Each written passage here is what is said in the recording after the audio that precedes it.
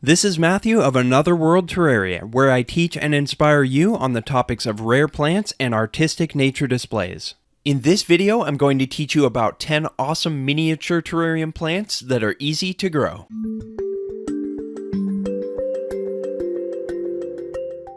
Number 1. Begonia prismatocarpa.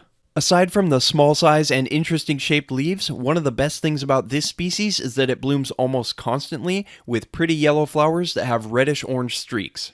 This begonia is endemic to Cameroon, Africa, where it grows in a very warm and wet habitat. This plant is one of the easiest to grow, but there are a couple of important care points. First, give it very high humidity, and second, don't ever let it dry out. Keep it constantly very moist or even wet. It looks best in low to medium light, which will ensure that the leaves stay a healthy dark green color as opposed to becoming yellow and pale in bright light. It does very well in sphagnum moss for the substrate. Since prismatocarpa grows quite fast, it's best to avoid using it in very small terrariums. Number 2. Trailing Peperomia species. Relatively few people are aware of the wide variety of amazing and beautiful trailing plants in this genus beyond the most common species. Some Peperomia, occasionally abbreviated by hobbyists as peps, are tolerant of being on the drier side, but most of the scrambling species do better when kept moist. They should have good drainage and not be kept too wet.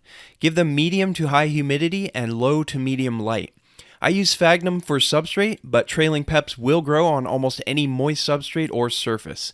The trailing species of Peperomia are usually fast-growing and somewhat invasive, so it's best to avoid using them in small terrariums. You should also be prepared to trim them back and weed them out on a regular basis.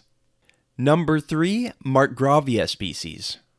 A type of tropical vine, most Marcgravia you'll encounter are juvenile forms of what can later become a much larger and different looking plant if given enough space and not trimmed back. Give Marcgravia high humidity and always keep them moist without drying out. Although you can grow and propagate them terrestrially on a bed of sphagnum, they will look most attractive when climbing vertical surfaces such as moist backgrounds and wood. If attempting to grow them on a vertical surface, especially if it's not very moist, be sure the plants are well rooted in sphagnum at the base so they can hydrate themselves properly. Some can be grown in relatively bright light and will develop red and pink colors, but in my opinion they look best in low to medium light, which tends to promote metallic and iridescent blue, purple, and other hues. Number 4. Bulbophyllum mucronatum. This micro orchid is one of the easiest orchids to grow in a terrarium and is great for beginners who may not fare as well with more challenging species of orchids. This plant is occasionally mislabeled as Bulbophyllum allegense. There are a couple of subspecies, and the plant varies in appearance depending on conditions and locale. My plant seems to be one of the smaller forms. It's best grown as an epiphyte on wood, backgrounds, or other raised areas with good drainage. Give it high humidity and keep it moist but not wet. If mounted epiphytically, it will do better with a layer of sphagnum to hold moisture at the roots, otherwise it should be misted often enough that it isn't dry for too long. The foliage will be more attractive when grown in low to medium light levels as opposed to bright light. This orchid may occasionally bloom, but the flowers are extremely small and pale in color, so if you want to see them, keep a very close eye on the plant year-round. Number 5. Pyrrosia nummulariifolia. This mini fern species is most commonly referenced as nummulariifolia, but I've found some evidence that the accepted spelling may be nummulariifolia with two I's next to each other. It does best epiphytically on sphagnum and moist wood, but with good drainage so it doesn't stay too wet. Give it high humidity. Try to avoid letting water stand on the fronds and rhizomes for long periods of time. It will grow well in low to medium light. If grown from cuttings without a lot of roots, this plant takes quite a while to establish, but after that point it grows quite fast.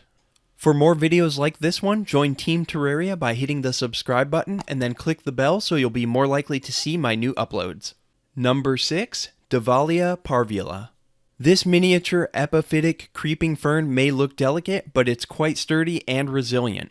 The feathery and intricate fronds have a somewhat plasticky feel to them. Keep this fern in high humidity and make sure the substrate is moist but not wet. This plant should be grown as an epiphyte or otherwise grown in an area that has good drainage and won't get soggy. The foliage looks best in low to medium light levels. Sphagnum, moist wood, and moist terrarium backgrounds are all great substrates for this plant.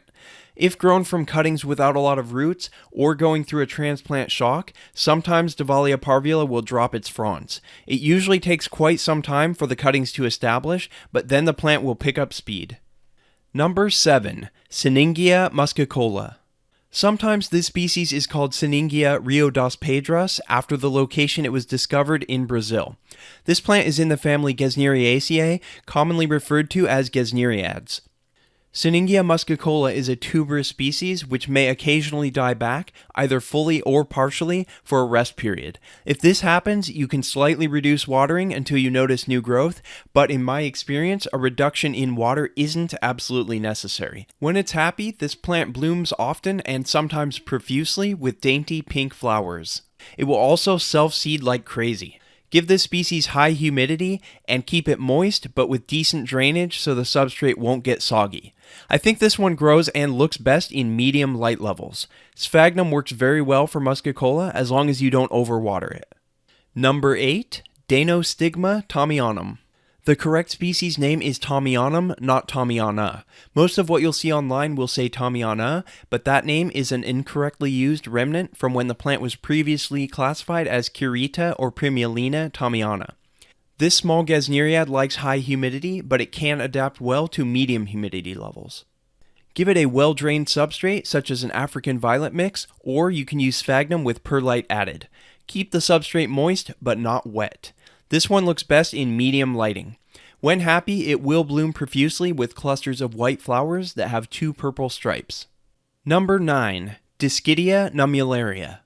Dischidia are epiphytic vines that are categorized as ant plants or myrmecophytes, which in the wild have a mutually beneficial relationship with ants that live in the trees they grow on. They look especially nice when grown on branches or terrarium backgrounds.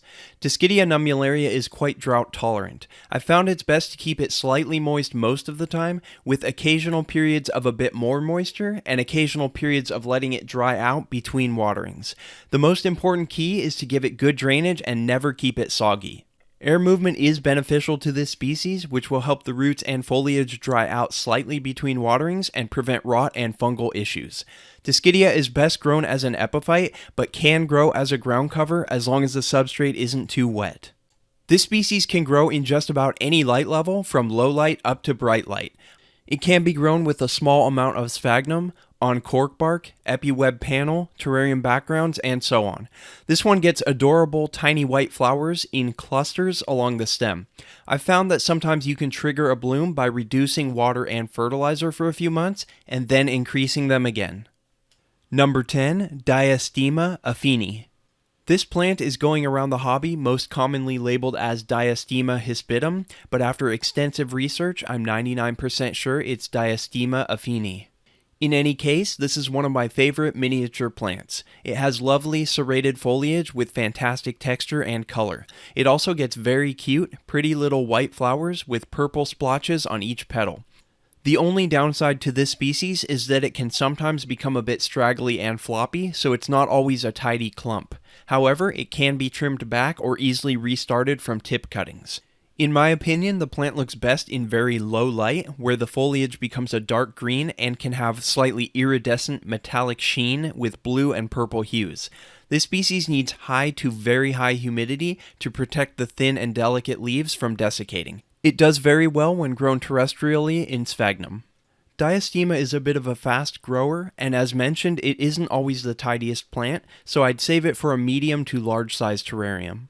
Just when you thought it was over, I'm rewarding you with a bonus plant. Number 11 is something totally different and unique compared to all the previous plants. Let's take a look at tropical Pinguicula species. Many of the tropical Pinguicula originate from Mexico. There's a lot to love about this group of plants. They have beautiful and interesting foliage shapes, growth patterns, and colors. They produce gorgeous flowers in a variety of stunning colors, and they are carnivorous. Depending on the species, the ideal light levels may vary from medium up to extremely high light. In high light, the plants will become compact and more colorful. Mexican pings do best in medium to high humidity. I prefer to keep the substrate moist most of the time and occasionally wet for a short period, but I don't ever keep the plants in swampy conditions. In my experience, these Mexican pings do much better when kept slightly moist and well drained. For substrate, some people use peat moss and sand or other similar carnivorous plant mixes. I prefer and have had much better success with mineral-based substrate mixes because they drain better, last forever, and are more alkaline in pH, which is a better match to where these plants grow in the wild. My current mix for pings is 1 part small lava, 1 part pumice, and 1 part limestone grit. I fertilize my Pinguicula by occasionally spraying them with Grow More urea-free orchid fertilizer mixed to 1/4 the strength noted on the label. Some species have a semi-dormant period when the foliage changes form. I tend to reduce water and fertilizer slightly during that time. If you enjoyed this video and found it helpful, please consider hitting the like button and then sharing it with others who might also be interested.